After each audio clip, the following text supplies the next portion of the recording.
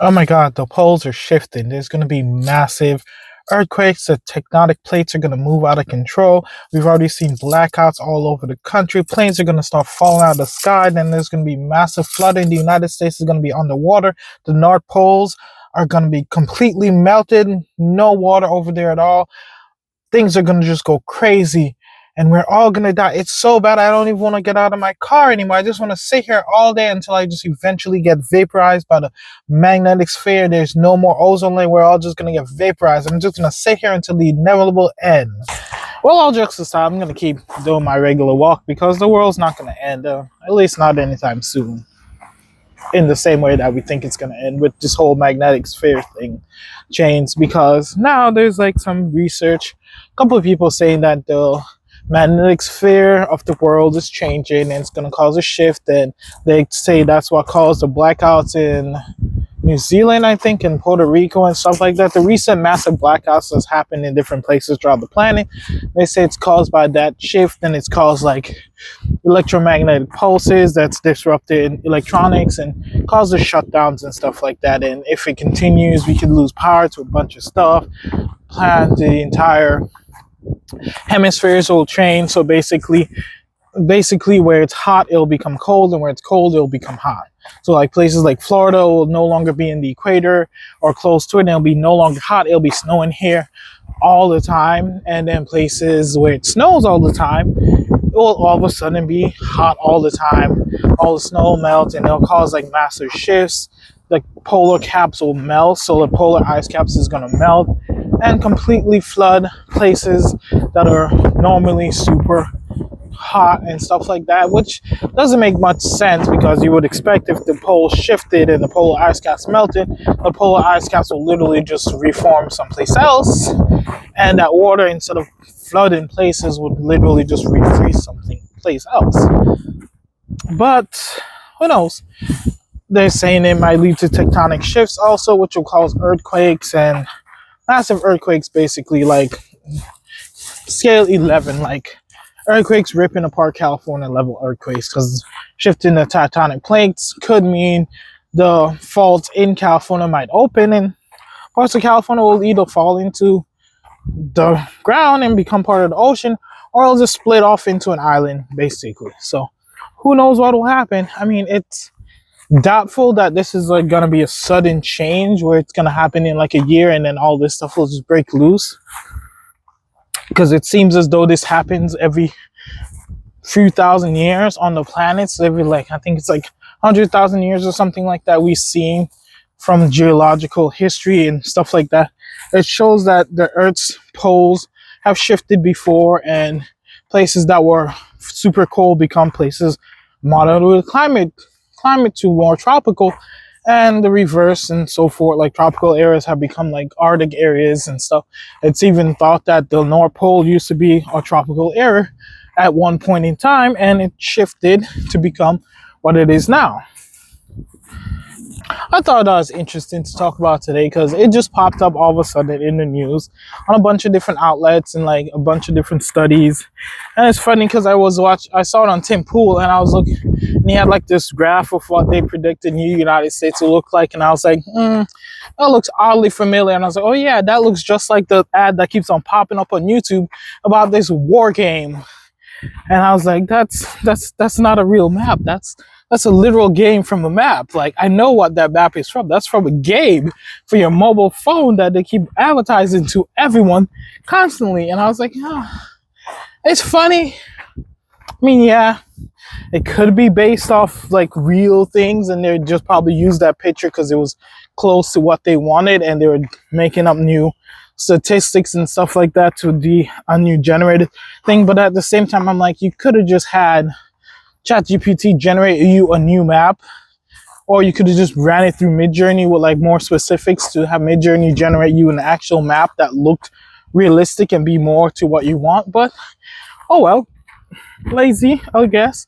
But that doesn't change the story or the fact that these things were actually happening. So who knows? And then like Tim Pool was talking about how they were talking about the bunkers and solar energy and wind power and how it'll be needed if these things happen, because there'll be such a shift and there'll be flooding and all this stuff. And I was thinking like, yeah, that makes sense somewhat. I mean, we've all seen doomsday things before, like water world, where like people just stayed on the water because like the poles melted and like everything went away and there's like no more land except for like the top of Mount Everest or something like that.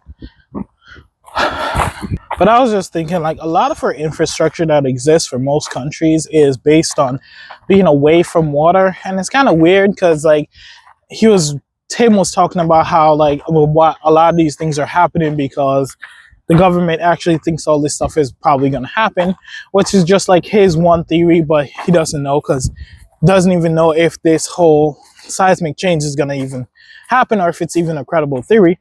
But at the same time, I'm like, yeah, I don't think so, because like, if you think about it, the government building bunkers and all this stuff, putting on solar panels and wind farms for the approaching shift of the planet to cause flooding and stuff, and then you won't be able to get oil from certain places and all this stuff. It doesn't make much sense when you think about it, because all this stuff is like to prepare for the coming floods that would cover a lot of stuff and mess with our infrastructure and make it hard to transport stuff. But at the same time, nothing at all else in the way we build our modern societies is kind of catered towards things being wet or underwater. Like, there's very little for it. Like, when you think about it, there's very little for it. I mean, it's not something that's super hard to do, but it's still not done. There's no codes in governments of any kind to make buildings more sturdy so that they stand up to floods better. They may stand up to hurricanes better, typhoons better, rainstorms better, but nothing is actually meant to stand up to like an all-out flood better, except for like places like Texas where they build their houses on stilts. But that's because they're in floodplain, so they build their house on a stilt.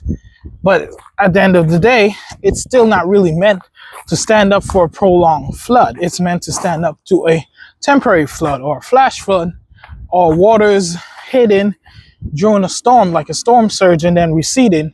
It's not meant to stand up to a flood that's going to come in and stay in for more than a day or two. So as much as I love this theory, because it's kind of sci-fi and extra and out of this world kind of theory of like the whole world just ended in doomsday thing, and it actually is kind of related to like some sci-fi movies, it kind of doesn't stand up very well. But because I mean, if you think about the theory a little bit harder, like, and you think about like movies that have been made about the end of the world, like Waterworld especially, it's kind of like why Waterworld existed and how the floods and all this stuff happened. So it makes sense, and it doesn't make sense at the same time, because going from, if this stuff actually started to happen and the poles started to shift and things started to melt, we will notice, and it will be an immediate notice, and manufacturing and the way the world functions would literally just have to shift a little bit to be functioning on something floating, water-based instead, and that'll be about it. Matter of probably a year, we could build quite a lot of floating cities. We can literally build a floating city out of derelict yachts and barges and stuff like that. You can build a floating city in a short amount of time if you have to. You can build a floating city. You can build many floating cities. We just generally don't do it because it's a little bit expensive and a little bit convoluted, and plus people don't like to like live on top of water. We just really don't like to do that. But all the technology does exist already to turn salt water into fresh water to be drinkable, to recycle water and stuff like that. We have solar panels, wind panels, nuclear power, fusion power in its small stages. And then we have gasoline that we can do. And even though you may think, well, if the planet starts flooding, then we'll have no more oil. And it's like, yeah, no, because a lot of oil rigs are in the middle of the ocean to begin with. They can actually decouple from the ground and they can just float higher. Yes, these things require power, but at the end of the day, if these things start flooding, all we would really have to do to make sure oil production stays relevant is really decouple these oil rigs that are floating in the middle of the ocean and raise them so that they compensate for the flood that's coming. and just build oil rigs that literally float also and put them in the places that they are on land. It wouldn't disrupt oil production all that much. It will probably disrupt it a little for about a year or maybe 2 years, because it doesn't take long to build an oil rig. If you're gonna be like, oh, like I need to build a new oil rig that floats in the water, I'm gonna make a lot of money because I'm gonna have an oil rig that nobody else has. There's gonna be really quick production for that stuff because that's how production works. When you have money being thrown around and it's going to be profitable, people will get it done really quickly. So yeah, poles might shift within like 100 years or so, and it would cause a lot of things. Technology can malfunction and stuff like that. We might actually develop technology that won't be as effective, as affected by EMs and magnetic shielding built into technology on a normal basis. For even simple technology like cell phones could have it built in already, and it won't really affect us that much because we will just shift how we do things, shift what we use, shift the way we go about things as it happens, make things more friendly for water, make things more floating, things like that. And it's funny because a lot of our technology is already waterproof. Phones are waterproof as they are right now. Cars have always been generally waterproof, except for the electric ones, which can explode if too much water gets into them in the wrong places. But for the most part, a lot of stuff is already waterproof, except for where we live. All we would have to do is pretty much just construct new areas of living. Instead of houses being something that's constructed on land, we can construct houses on barges, basically on a house on a barge, and you just like float out into the ocean. Tie your houses together basically and make like a small city where you can communicate with people, walk between houses, have more local things like buildings for schools and malls and stuff like that, all on barges that are floating, come together, and you will make a makeshift city. It wouldn't be super complicated or super hard. It will just require transition from building stuff on the ground to building stuff on a barge, which may actually be a little bit simpler because building stuff on the ground requires quite a lot of codes and quite a lot of consideration, because you're considering earthquakes and all this other stuff. Earthquakes, land movements, sinkholes, the list goes on. Like when you have to build something on the ground, when you build something on the water to stay on the water, not a lot of consideration for quite a lot of that stuff goes into play. And you would actually be able to build something a little bit cheaper, less and more stable, because you're not worried about the ground giving out from under you. You won't really have to worry about hurricanes and stuff like that. Yes, there would be a problem, but you can also just make your barge movable, and you could literally just move from the path of the hurricane. You can just move a whole city out of the path of the hurricane. And that's about all you would have to do. Because if each barge is movable, you turn the barges on together and link them together, and all the barges will move in sync. And it'll be a lot easier to move a giant barge the size of a city if every house in that city is slowly moving itself. It'll make up for it being that massive.